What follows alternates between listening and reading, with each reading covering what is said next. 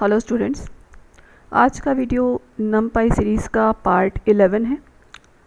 नमपाई series का part 11 है, ठीक है।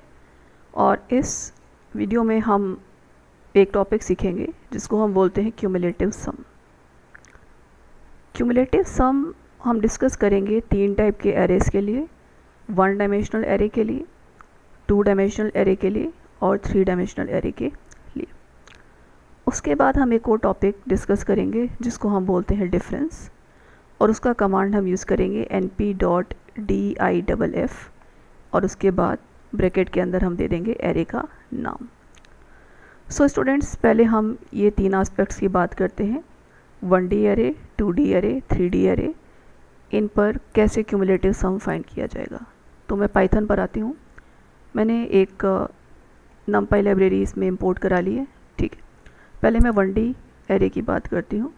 ARR1 is np.array, right. Generate कराते हैं 1, 2 एंड 3, ठीक है। और यहाँ पर हम करा लेते हैं इसको प्रिंट ARR1 को। स्टूडेंट्स, अगर हम इसको प्रिंट कराते हैं तो आप देखिए एक 1D एरे यहाँ पर जनरेट हो चुका है। अगर आपको नहीं पता चल रहा कि आपने जो एरे जनरेट किया है उसकी डायमेंशन क्या है, सो आप इसको चेक कर लें ARR1.endDim से। तो देखिए यहाँ पर एरे की डायमेंशन आ गई 1, मतलब एक 1D एरे यहाँ पर जनरेट हो गया, राइट। उसके बाद मुझे एक नया एरे यहाँ पर फॉर्म करना है ARR2, और वो मैं कैसे फॉर्म करूँगी, उसमें मैं क्यूमुलेटिव सम ही फिक्स करूँगी, मतलब np.comSum। ये एक्चुअली कमांड है क्यूमुलेटिव सम का। और हमें किन एलिमेंट्स पर क्यूमुलेटिव सम चाहिए, हमें चाहिए ARR1 इन एलिमेंट्स पर क्यूमुलेटिव सम। सो मैं यहाँ पर ARR1 को फिक्स कर देती हूँ, और अब हम क्या करते हैं, प्रिंट कर देते हैं ARR2 को, राइट। एंटर करेंगे तो देखिए क्यूमुलेटिव सम मिल जाएगा 136। अब इसको समझने के लिए हम वन नोट पर इसको सीखते हैं। जो हमारा एरे 1 था, जो हमने इसमें फ़िक्स किया था, वो था, मैं यहाँ पर फिर से लिख देती हूँ, वो था 1, 2 और 3, राइट। ये था ARR1। अब ARR2 में क्या हुआ, ARR2 में क्यूमुलेटिव सम आना चाहिए, तो उसका प्रोसेस क्या है, फर्स्ट एलिमेंट तो ऐसे ही रहेगा, और यहाँ पर सेकंड प्लेस पर ये फर्स्ट और सेकंड का एडिशन आएगा, मतलब 3 आ जाएगा।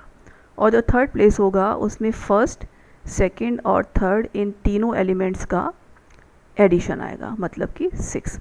इस तरह से आउटपुट यहाँ पर जनरेट हो रहा है, राइट। इस तरह से आउटपुट जनरेट हो रहा है, मतलब 136। अब अगर मैं 2D एरे की बात करूँ तो हम क्या करते हैं, एक 2D एरे फॉर्म कर लेते हैं। मैंने ऑलरेडी फॉर्म करके रखा हुआ था, तो मैं यहाँ से इस कमांड को कॉपी कर लेती हूँ 2D एरे को। ये 3D एरे है, 2D एरे ले लेते हैं यहाँ से, ये है 2D एरे।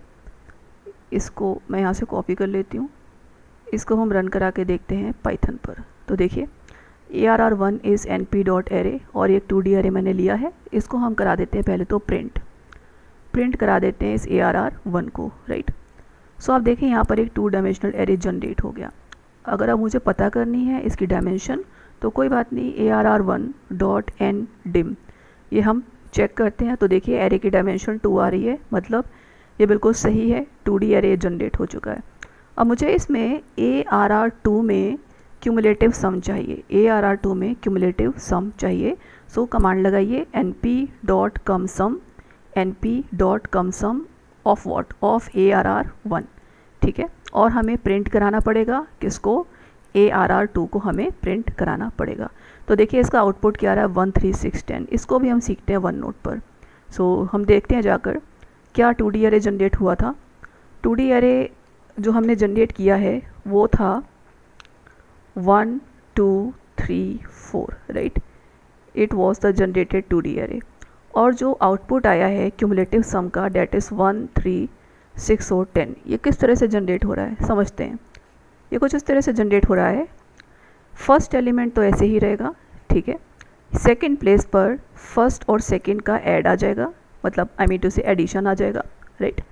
थर्ड प्लेस पर 1 + 2 + 3 डेट इज़ 6 आ जाएगा, और फोर्थ प्लेस पर 1 + 2 + 3 + 4, 1 + 2 is 3, 3 + 3 is 6, 6 + 4 is 10।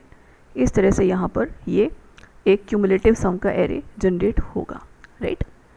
उसके बाद हम बात करते हैं कैसे 3D एरे पर क्यूमुलेटिव सम वर्क करता है। तो मैंने 3D एरे पहले से इसका कोड यहाँ पर फॉर्म कर लिया था, ठीक है। हम इसको प्रिंट करा लेते हैं। इसको अगर हम प्रिंट कराएं तो देखते हैं क्या एरे हमें मिलता है इस पर। सो देखें, एक हमें 3D एरे यहाँ पर मिल चुका है और मैं इसकी डायमेंशन ज़रूर चेक करूँगी। इसकी डायमेंशन है, चेक करने के लिए ndim कमांड यूज़ कर लेते हैं। तो आप देखिए इसकी डायमेंशन 3 है, राइट। अब हमें करना क्या है, मैं इसका क्यूमुलेटिव सम स्टोर करती हूँ ARR2 में, np.com sum of the elements of ARR1 array 1, और यहाँ पर हम इसको करा लेते हैं प्रिंट, राइट। इसको कराते हैं प्रिंट। तो देखिए क्या आउटपुट आ रहा है। आउटपुट कुछ ये आ रहा है 1 3 6 10 15 21 28 और 36। इसका भी प्रोसेस ऑलमोस्ट 2D की तरह ही है। तो पहले हम सीख लेते हैं क्या हमने एरे लिया था। सो एरे आप देखें, जो हमने 3D एरे जनरेट किया है वो कुछ इस तरह से, इसको हम रफली मैं लिख लेती हूँ, ठीक है। 1 2 3 एंड 4, और यहाँ पर एक था 5 6 7 और 8, और यहाँ पर मैं इसका आउटपुट लिख देती हूँ जो भी हमें मिला है 1 3 6 10।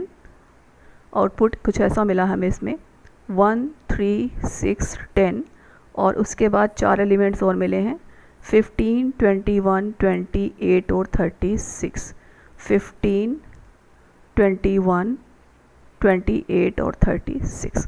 अब देखिए किस तरह से कुछ इसमें प्रोसेस हुआ है। तो यहाँ पर हम एक बार इसको लिखने की कोशिश करते हैं। फर्स्ट एलिमेंट ऐसे ही आ जाएगा, ठीक है। फिर फर्स्ट और सेकंड का एडिशन आ गया, फिर फर्स्ट सेकंड और थर्ड का एडिशन आ गया, फिर ये फर्स्ट 4 एलिमेंट्स का एडिशन यहाँ आ गया।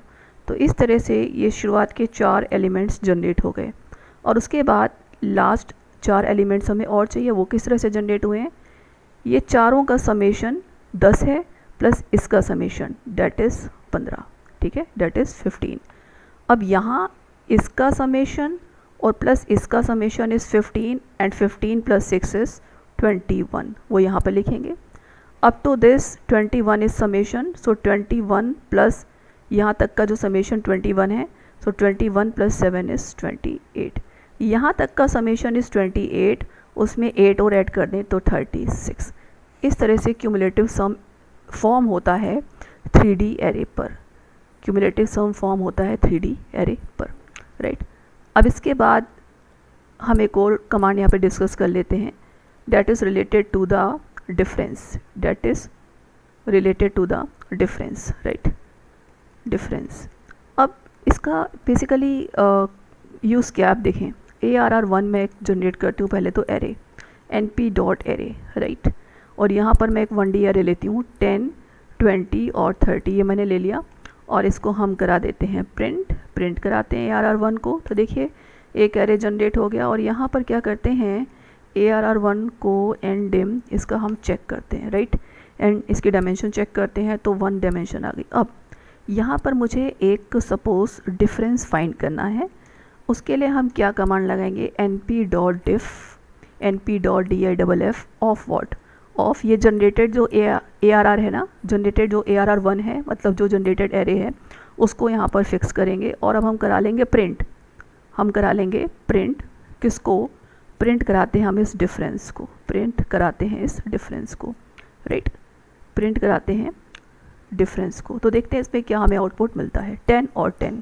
अब देखिए स्टूडेंट्स का मतलब क्या है, हमने एक 1D एरे जनरेट किया, राइट, हमने एक 1D एरे जनरेट किया 10 20 और 30, और अगर मैं डिफरेंस इसमें कमांड लगा रही हूँ सो मुझे क्या मिल रहा है, मुझे इसमें मिल रहा है एक 1D एरे विद 2 एलिमेंट्स, वो मिल रहा है 10, 10। सो स्टूडेंट्स डिफरेंस का मतलब है ये है next element minus previous element. So 20 - 10 यहाँ पर 10 जनरेट हो गया, और ये नेक्स्ट एलिमेंट माइनस ये प्रीवियस एलिमेंट, सो 30 - 20, और यहाँ पर ये 10 जनरेट हो गया। सो इस तरह से हम ये np.diff कमांड को यूज़ करते हैं। सो स्टूडेंट्स, आज के इस वीडियो में बेसिकली हमने दो कॉन्सेप्ट्स डिस्कस किए हैं, how to find cumulative sum and how to use this particular command np.diff।